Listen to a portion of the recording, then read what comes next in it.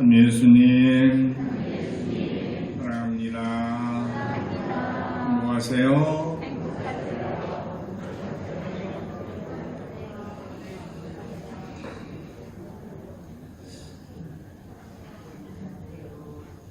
새해 들어서 한 주간을 살았습니다.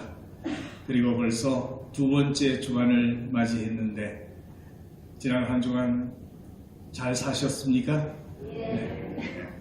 그렇게 한 주 한 주 살아가다 보면 올 한 해가 더 충만한 시간이 될 것이라고 믿습니다.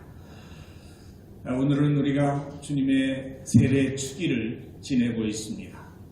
지난 주일은 주님 공연 대축일을 지냈죠. 주님께서 이 세상에 당신 모습을 드러내 보여주셨다. 그래서 갓난 아기의 모습으로 마구간에 태어나서 구유에 누워 계신 아기를 멀리 동방에서부터 박사들이 찾아와 황금과 유황과 모략을 드리며 경배를 드렸다.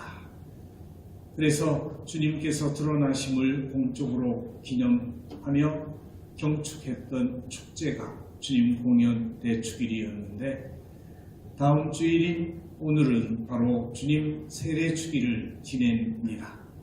이 세례축일도 역시 주님께서 이 세상에 드러나 보이신 것을 함께 기념합니다.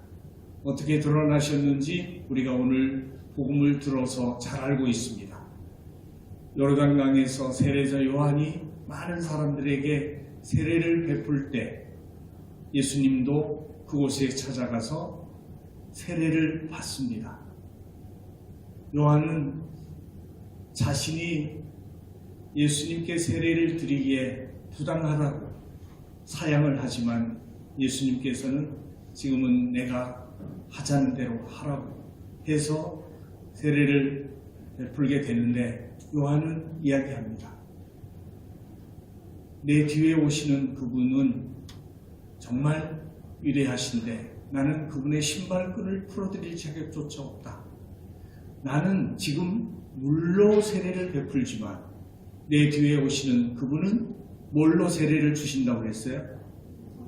성령과 불로서, 성령과 불로 세례를 베풀 것이라. 그래서 세례 그러면 우리는 딱 먼저 하나만 생각하죠. 뭘로 받는 세례? 물로 씻기는 세례를 항상 생각을 하게 되는데 이 세례자 요한이 이야기하시고 증언한 걸 보면은 물로 받는 세례 말고 성령과 불로 받는 세례가 있다 하는 것을 알 수 있죠. 성령과 불로 받는 세례는 누가 베푸신다고요? 예수님께서 베푸시는 것이다. 그리고 여기 덧붙여서 한 가지 더 세례가 있어요. 무슨 세례일까요? 피의 세례가 있습니다. 그 피의 세례를 통해서 예수님은 당신의 물로 받은 세례가 피로 죽음을 의미하는 그 세례를 통해서 완성되었습니다. 그리고 그 피의 세례를 받은 사람들을 우리 순교자라고 해요. 그리고 그들은 바로 피의 세례를 통해서 완전하게 그리스도와 일치를 이룰 수 있게 됐기 때문에 그리스도와 같은 영광을 누릴 수가 있게 된다는 것을 우리가 함께 믿습니다. 자, 그러면 이렇게 여러 가지 세례가 있는데 우리도 세례를 받았습니다. 뭘로 받았죠? 물과 성령으로. 물과 성령으로 세례를 받았어요. 그래서 물로 세례 받았다는 것으로만 하게 되면 불완전한 거예요. 그래서 물로 세례를 받는 것은 우리가 육신을 지니고 있기 때문에 우리 육신이 더러움을 씻고 또 이 물은 뭐예요? 생명의 원천이기도 하죠. 물을 먹지 않으면 살 수가 없어요. 근데 그런 물임에도 불구하고 우리가 물 속에 빠지면은 또 어떻게 돼요? 죽어요. 그래서 이 두 가지 의미를 다 지니고 있는 물로 세례를 받는다는 것은 우리 육신이 그 세례를 통해서 그리스도의 죽음에 참여하는 것이고 다시 살아나서 그리스도와 함께 영광을 누리게 될 것이라는 의미에서 받는 세례입니다. 그래서 처음 세례를 받을 때 물로 씻기우는 것을 하지만 본래 의미는 예수님이 요르단강에 들어가서 세례를 받은 것처럼 물속에 잠기는 거예요. 그걸 침례라고 얘기하죠. 근데 원래는 그렇게 해야 맞는데 지금은 그렇게 하기가 어렵기 때문에 상징적으로 물로 씻기는 세례를 하고 있는 거예요. 그래서 물속에 잠긴다는 것은 내가 그리스도의 고난과 죽음에 참여한다는 의미입니다. 고난과 죽음에 참여하면 그걸로 끝나는 것이 아니라 물에서 나오실 때 그리스도께서 온 세상의 죄를 씻고 인간을 구원해 주셨듯이 우리를 영원한 생명회로 이끌어 주실 수 있고 막혔던 하늘 나라의 문이 다시 열려서 우리가 하느님 나라의 영광에 참여할 수 있게 된다는 것을 의미하는 것입니다. 그래서 하느님의 자녀가 되고 하느님 나라의 상속자가 되는 것인데 바로 예수님께서 물에서 세례를 받으시고 나오실 때 벌어진 현상을 보면은 하늘이 열리고 그리고 성령께서 비둘기 모양으로 나타나셨습니다. 그래서 성령의 세례를 받은 것으로서 우리가 표현되는 거예요. 그리고 하느님 아버지의 음성이 들려왔습니다. 뭐라 그랬어요? 너는 내가 사랑하는 아들, 내 마음에 드는 아들이다. 우리도 바로 세례를 받을 때 영혼을 가지고 있기 때문에 육신은 물로 세례를 받지만 영혼은 성령으로 말미암아 세례를 받는 겁니다. 그래서 영과 육이 온전히 새로워져서 하느님의 자녀로 다시 태어나는 은총이 세례 성사라고 볼 수가 있는 것이죠. 예수님이 세례를 요르단강에서 받게 된 것은 당신이 오염되어 있고 죄가 있기 때문이 아니라 우리가 받을 세례의 그 물을 정화시켜서 성수로 만들어 주시기 위함이다. 그렇기 때문에 예수님이 받으신 그 세례의 물로 우리가 씻기움을 통해서 우리가 성화되는 은총을 얻어 누릴 수 있게 되었다는 이야기입니다. 이런 세례로 초대받은 우리들인데 예수님은 이 세례를 어떻게 완성하셨느냐? 내가 받아야 할 세례가 있다. 그러면서 말씀하셨습니다. 이 일이 다 이루어질 때까지 얼마나 짓눌릴 것인가? 예수님이 말씀하신 이 세례는 당신이 겪으셔야 할 순환과 죽음을 의미하는 것이었습니다. 그렇기 때문에 우리가 예수님의 그 세례에 참여한다는 것은 그분의 겪을 순환과 죽음에 참여한다는 것을 의미한다고 볼 수가 있습니다. 우리 모두도 세례받으면 나름대로의 고통의 세례를 받고 있고 마지막 관문과 같은 죽음의 세례를 통과해야 된다는 이야기죠. 그러면 주님과 함께 겪는 고통과 죽음의 세례를 통해서 주님과 함께 기쁨과 부활과 영광을 누리게 되는 희망의 세례를 받는 것이다. 그런 의미로 바라보게 되면 이것을 통해서 우리가 얼마만큼 큰 은총에 참여하는 것인지를 깨달을 수가 있습니다. 이 세례를 또 다른 측면에서 우리가 지금 겪고 있는 코로나19 상황과 연관시켜 보면 무엇과 같다고 볼 수 있을까요? 우리는 이 코로나에 걸리지 않기 위해서 뭘 하고 있죠? 마스크도 쓰고 손도 씻고 방역을 하기 위해서 노력도 하지만 그걸로 부족하기 때문에 예방하려고 뭘 맞아요? 백신을 맞죠? 네, 백신을 맞는 것은 뭐예요?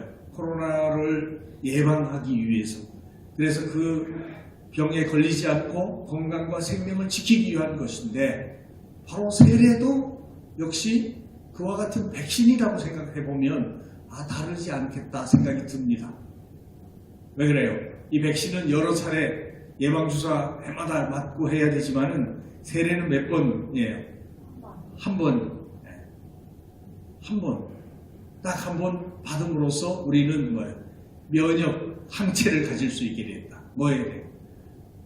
죄와 죽음과 벌, 고통, 멸망으로부터 다시 구원받을 수 있는 하나님의 자녀가 되는 그런 존재가 되어서 살아갈 수 있게 됐다. 그러면 그런 하나님의 자녀로 살아갈 수 있는 삶의 모습이 뭘까요? 어떻게 사는 것이 세례받은 사람으로서 백신을 맞은 사람으로서 항체를 가지고 사는 것처럼 사는 걸까요? 이런 이야기를 해보고 싶습니다. 어떤 젊은이가 선생님을 찾아가서 배움을 요청했습니다. 근데 며칠, 몇 달이 지나도 가르쳐 주질 않아. 그러니까 제자가 선생님에게 제가 이렇게 와서 계속 청하는데 왜 하나도 가르쳐 주지 않습니까? 그러니까 이번에 스승이 제자를 불러서 오라고. 그러면서 저 벽을 가르치면서 저 벽에 들어갈 문도 없는데 저 벽 뒤에 금괴가 있다. 저걸 꺼내려면 어떻게 하면 좋겠냐? 여러분 같으면 어떻게 하시겠어요? 네? 부숴야죠. 벽을 부숴야 돼. 망치로 벽을 부수든지 뭘로 부수든지 벽을 부셔야 된다.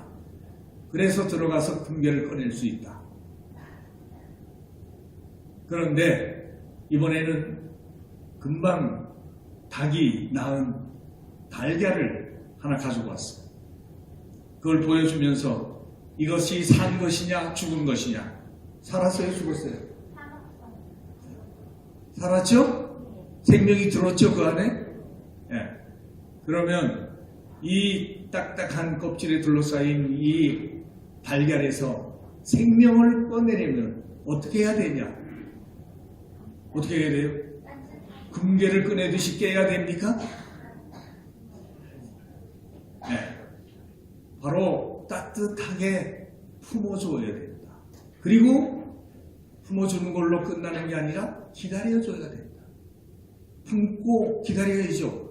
닭이 알을 품고 부화될 때까지 기다리는 거죠. 그래. 이게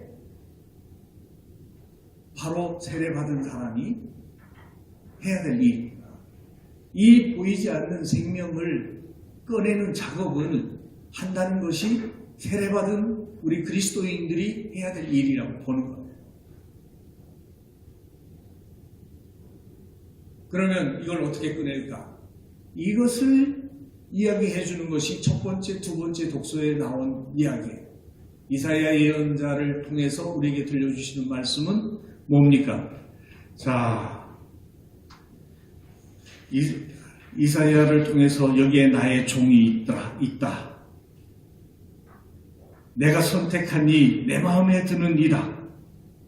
내가 그에게 나의 영을 주었으니 그는 민족들에게 공정을 펴리라. 공정을 펴리라. 그러면서 뭐예요? 부러진 갈대도 꺾지 않고 꺼져가는 심지를 끄지 않으리라. 그는 성실하게 공정을 펴리라. 하나님의 종이 된다는 것, 하나님의 자녀가 된다는 게 무엇을 해야 되는지를 들려주는 것. 그 다음에 두 번째 독서에서 베드로 사도가 말합니다. 나는 이제 참으로 깨달았습니다. 하나님께서는 사람을 차별하지 않으시고 어떤 민족에서건 당신을 경외하며 의로운 일을 하는 사람은 다 받아주십니다. 그러니까 이 말씀을 들으면 여러분 지금 우리가 살고 있는 사회의 모습이 연상되죠. 우리가 지금 GDP 3만 불 이상이 되는 선진국이 되었고 세계가 부러워하는 문화 대국이 되었습니다. 문화 선진국이 되었습니다. 그런데 앞으로의 우리나라가 더 완성된 민주주의 나라로 발전할 수 있기 위해서 어떻게 해야 될까? 지금 문제가 뭘까? 하는 이야기를 하면 제일 크게 문제가 되는 걸림돌이 뭐냐? 불공정, 불공평이라고 얘기를 합니다. 그렇다면 그 불공평으로 인해서 한쪽에서는 굉장히 부유하고 성장하고 잘 살지만 한쪽에서는 굉장히 가난하게 어렵게 힘겹게 살아가고 있고, 그러한 현실 때문에 스스로 죽음의 길을 걸어가는 자살자가 세계의 1위가 된 나라가 됐다. 이것이 지금 우리들이 안고 있는 현실적인 문제입니다. 이런 문제를 해결하지 못하면 진정한 선진국에 들어가기가 어렵다. 그렇다면 이 문제를 풀 수 있는 방법이 뭘까? 알을 깬다고 그 속에서 생명을 꺼낼 수 있는 것이 아니라 따뜻하게 품어주고 기다려줄 수 있을 때 생명을 꺼낼 수 있듯이 우리는 살아가는 이 사회, 세상 가운데서 혼자만이 아니라 함께 살려고 노력해야 된다.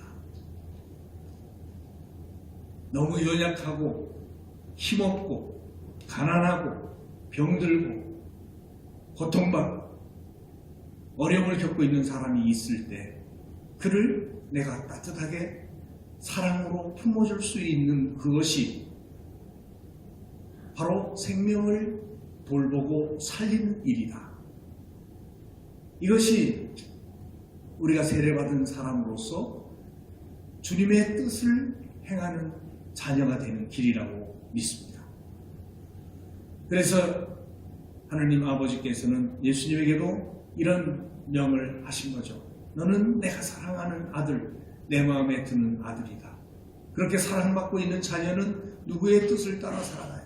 아버지의 뜻을 따라 죽기까지 순명하면서 겸손하게 자기를 내세우거나 높이지 않고 다른 사람을 살리기 위해서 자기 목숨을 내어놓았다. 이것이 바로 사랑의 길이고 세례받은 우리들이 따라가야 될 생명의 길이라는 것을 우리가 분명히 깨닫는다면 이 세례 주일은 다시 우리가 사는 법을 배우고 시작하는 그런 출발점이 될 수 있을 것이라 생각합니다. 예수님은 이 세례를 받으심으로써 당신의 공생활을 시작하셨습니다. 그러면서 찾아가서 전한 복음 말씀이 첫 번째가 이 이사야 예언자의 말씀입니다. 성령이 나에게 내리셨다. 가난한 이들에게 복음을 기쁜 소식을 전하게 하셨다. 감옥에 갇힌 사람을 풀어주고 병든 사람을 치유해주고 악령에 시달리는 사람들에게 마귀를 쫓아내고 그래서 구원과 은총의 해를 선포하게 하셨다. 그 말씀을 들려준 다음 사람들이 쳐다보는 가운데 오늘 너희가 들은 가운데 이 말씀이 이루어졌다. 그래, 우리가 주님께로부터 받은 은총이 얼마나 놀라운 것인지 다시금 깨닫고 감사드리면서 우리도 주님을 따라 이 생명의 길로 나아갈 수 있도록 새롭게 결심했으면 좋겠습니다. 이러한 세례의 은총을 우리에게 충만히 내려주시기를 간구하며 정성된 마음으로 미사를 공헌하도록 합시다. 잠깐 묵상하시겠습니다.